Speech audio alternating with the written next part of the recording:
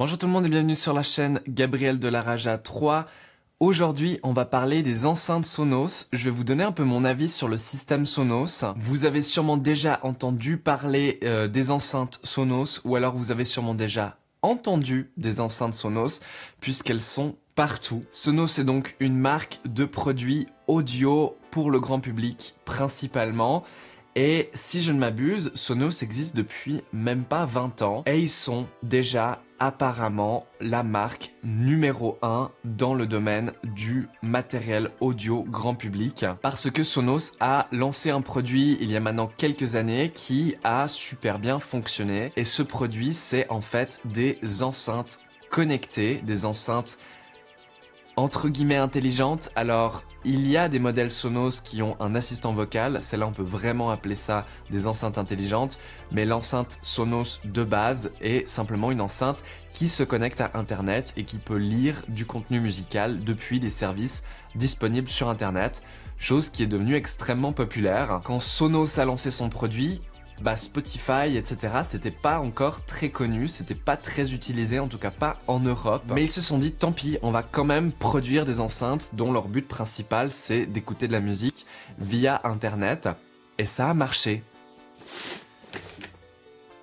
Les enceintes Sonos sont devenues très populaires et sont très appréciées. Donc vous savez que sur cette chaîne YouTube, je parle beaucoup de matériel son, de matériel audio. Aujourd'hui, on fait la même chose, sauf qu'aujourd'hui, on ne va pas avoir un système dédié, un système Bluetooth non plus, mais un système connecté, un système Sonos. J'ai acheté d'occasion une enceinte Sonos qui vient dans son carton. Je suis très étonné parce que je ne l'ai pas payé cher, je m'attendais à avoir un produit d'occasion quoi, tout simplement envoyé tel quel, mais non, apparemment j'ai sa boîte. Ce n'est pas la toute première enceinte Sonos que je possède, j'ai déjà eu par le passé, j'avais même fait une vidéo dessus que je n'ai jamais uploadée, mais l'enceinte Symfonisk de chez Ikea.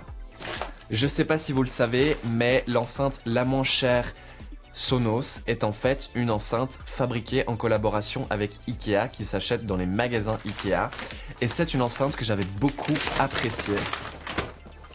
Malheureusement je m'en étais débarrassé parce que je n'en avais plus l'utilité, donc je l'ai donnée à une amie et aujourd'hui j'ai de nouveau envie de l'avoir, donc j'ai regardé sur internet et je me suis pris la Sonos Play 1. Alors oui, une des raisons pour laquelle elle était super pas chère cette enceinte Sonos, c'est qu'elle est venue avec une prise anglaise, mais je me suis dit que c'est pas grave parce que le câble peut être changé, donc en principe j'ai quelque part dans mon bordel le câble adéquat. Voici l'enceinte Sonos, c'est la Play 1, c'est un de leurs premiers modèles, c'est un des plus vieux modèles encore en vente aujourd'hui, je crois qu'elle est encore en vente.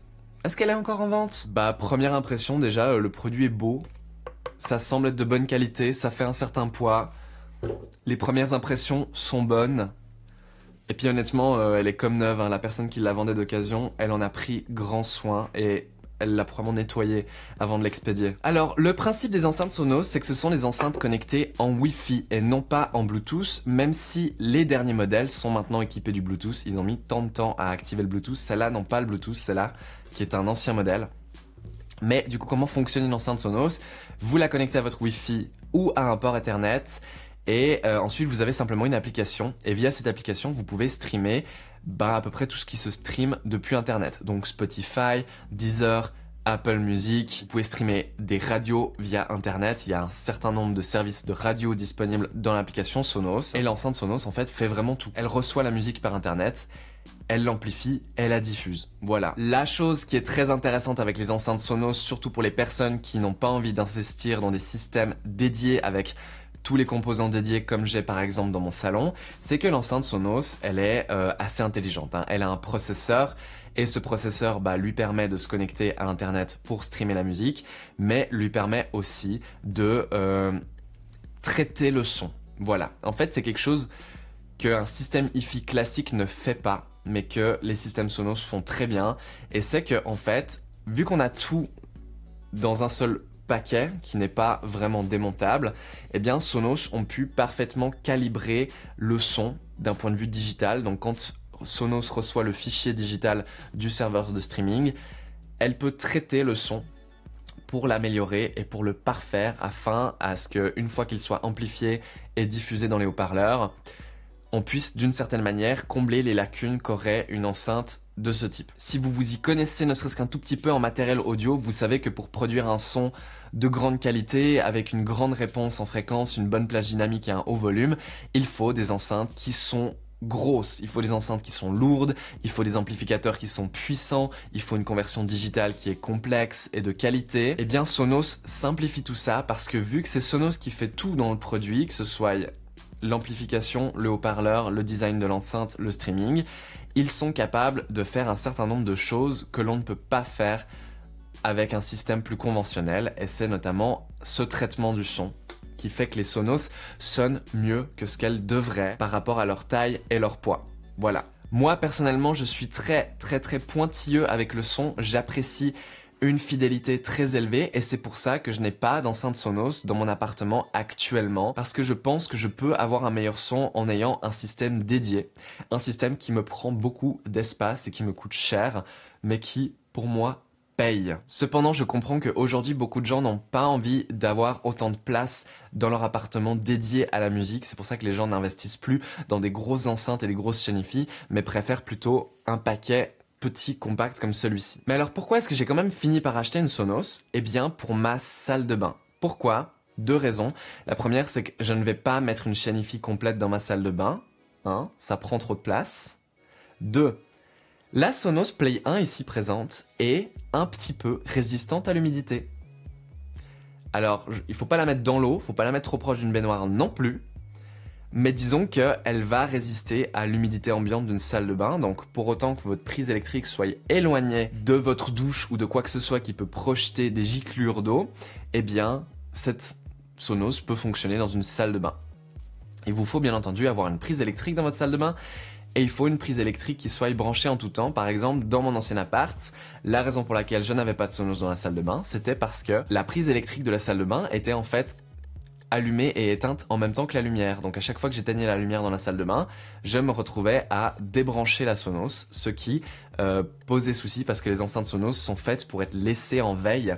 Vous n'êtes pas vraiment censé les débrancher et les rebrancher tout le temps. Mais la dernière fonction qui fait que je suis particulièrement intéressé à l'idée d'avoir une Sonos dans ma salle de bain plutôt que n'importe quelle autre enceinte Bluetooth ou une autre enceinte Wi-Fi d'une autre marque, c'est que les Sonos sont équipés d'une fonction incroyable qui s'appelle TruePlay, qui consiste à produire un son très désagréable pendant 1 minute que vous allez écouter avec votre smartphone. Donc votre smartphone va en fait analyser les émissions sonores de la Sonos. Ça va permettre à la Sonos de créer un profil de calibration pour la pièce et d'éliminer certaines résonances, chose extrêmement importante dans une salle de bain. Alors, la Sonos est actuellement ici, elle est branchée, elle a été détectée par l'application Sonos, j'ai juste accepté les conditions, j'ai connecté mon compte dont j'ai retrouvé le mot de passe, puisque je vous ai dit que j'avais déjà eu une Sonos il y a un certain temps, et ben ça fonctionne toujours. Là du coup j'attends la fin de la configuration.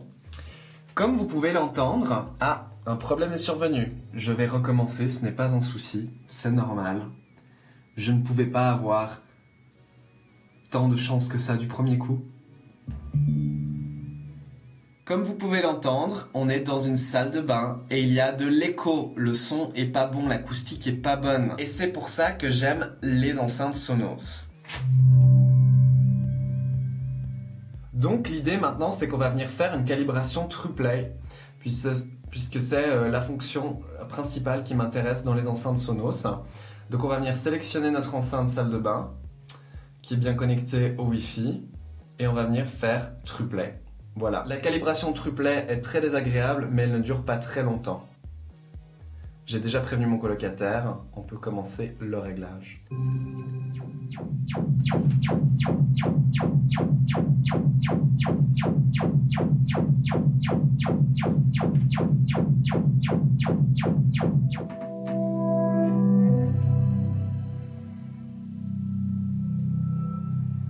Donc ce que fait ce réglage TruePlay, c'est qu'il détecte en fait les résonances dues au catel puisqu'on est dans une salle de bain et va les éliminer.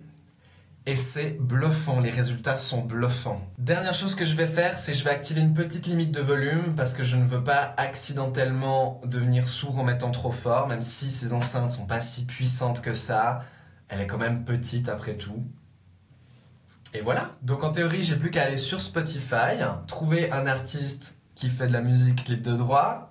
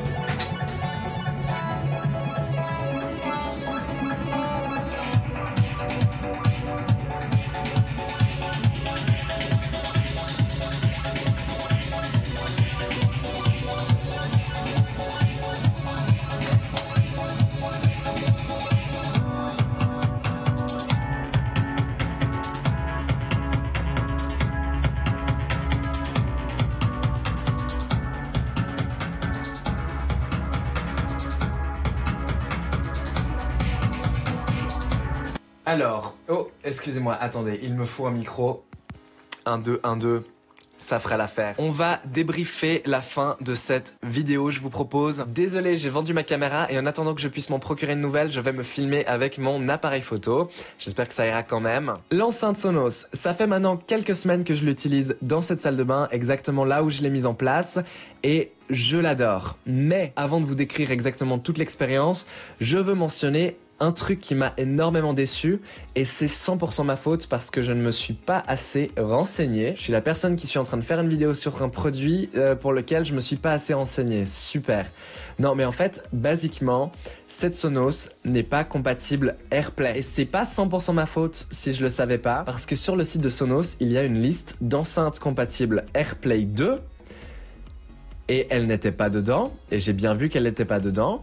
Et en fait, naïvement, j'ai pensé qu'elle n'était pas compatible AirPlay 2, mais qu'elle serait compatible AirPlay 1. Parce que pour moi, je ne savais en fait pas que les enceintes Sonos n'étaient pas toutes compatibles AirPlay. Et je m'étais simplement mal renseigné. Voilà. Et résultat, streamer certains contenus de mon iPhone, ça a été plus compliqué que prévu. Personnellement, je stream majoritairement la musique de Spotify et en général, je préfère le faire via AirPlay puisque via AirPlay, on a accès à la normalisation de volume, qui est une chose que je juge plutôt importante.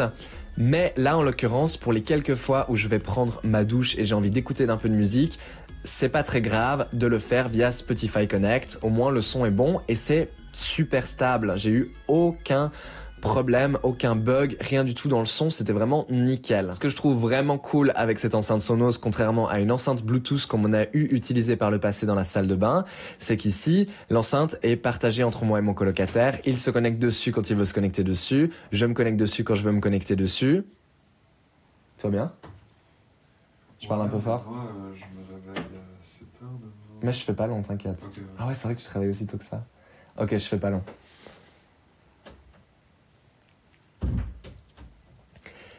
Alors qu'une enceinte Bluetooth, c'est un peu plus personnel. En l'occurrence, ce qui se passait, c'est que typiquement, on avait une enceinte Bluetooth dans la salle de bain et une fois sur deux, quand il l'allumait pendant qu'il se douchait, et pour une raison absurde, mon téléphone allait s'y connecter et j'allais tout d'un coup, je sais pas, regarder un TikTok et ça allait envoyer le son du TikTok sur la boom pendant qu'il est sous la douche. C'était assez désagréable.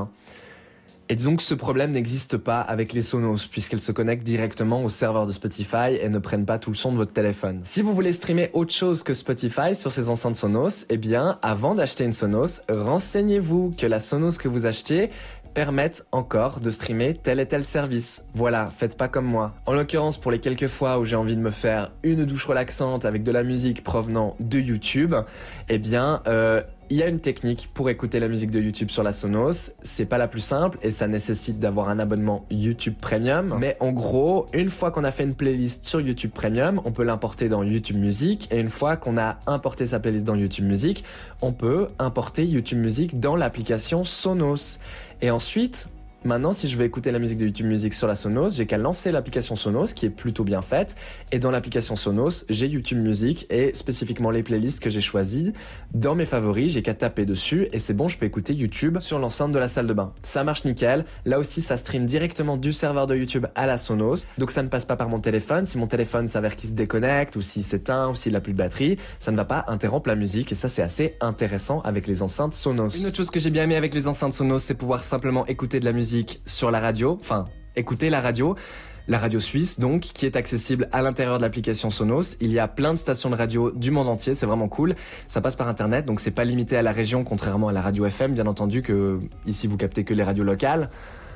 Et mes radios locales sont en fait disponibles dans l'application Sonos, donc c'est vraiment bien. Le service Sonos Radio est offert quand vous achetez une enceinte Sonos, voilà.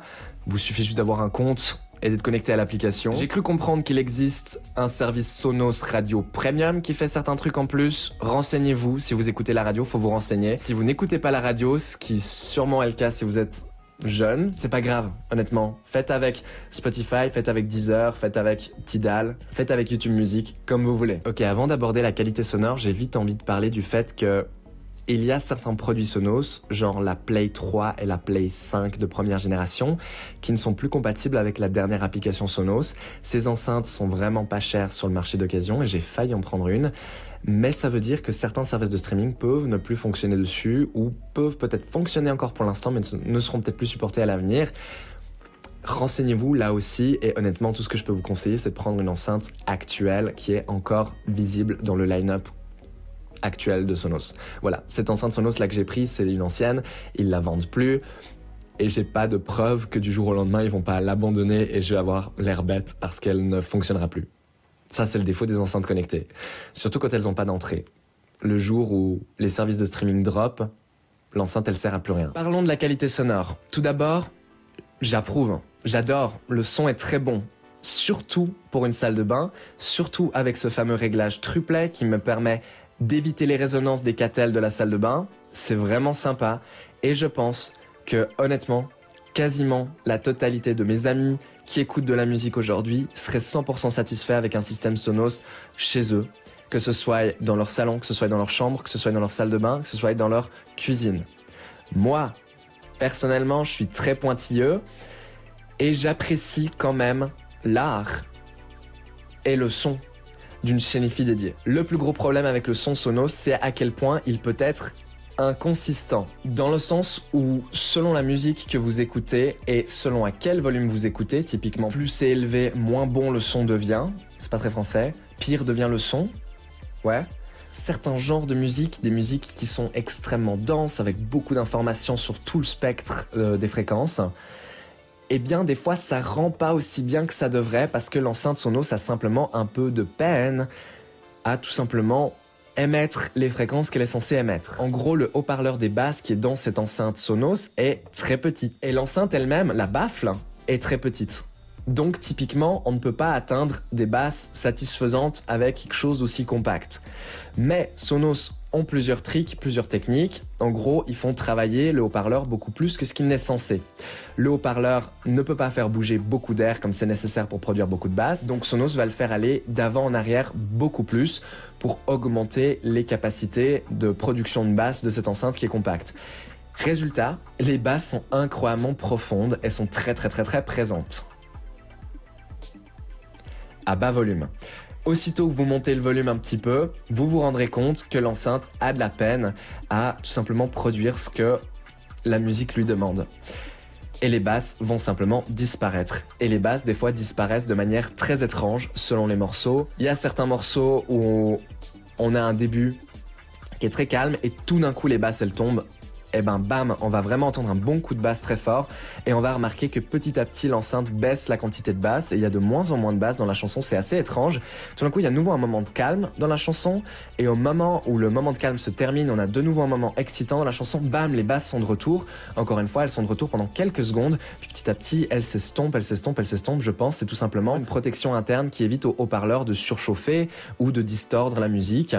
Et ça crée cet effet étrange où quand on est à volume plutôt élevé, quand on écoute des chansons qui sont plutôt denses dans les basses, eh bien on a cette inconsistance où tout simplement les basses vont et viennent en fait, et c'est assez bizarre, c'est assez désagréable, et c'est pas du tout le genre de choses qu'on a sur des chaînes hi-fi haut de gamme et dédiées. Le remède, c'est soit d'écouter moins fort, soit de monter en gamme en prenant des enceintes Sonos plus grosses et plus conséquentes, ou en associant à vos enceintes Sonos un caisson de basse Sonos qui va en fait prendre le travail des basses de l'enceinte Sonos pour lui alléger les tâches et la rendre de ce fait plus performante. Mais honnêtement, je vais pas mettre un caisson de basse dans ma salle de bain, donc si vous voulez voir des reviews de caissons de basse Sonos, il y en a plein sur YouTube, il y en a des très bonnes, par exemple sur la chaîne The Grand Test.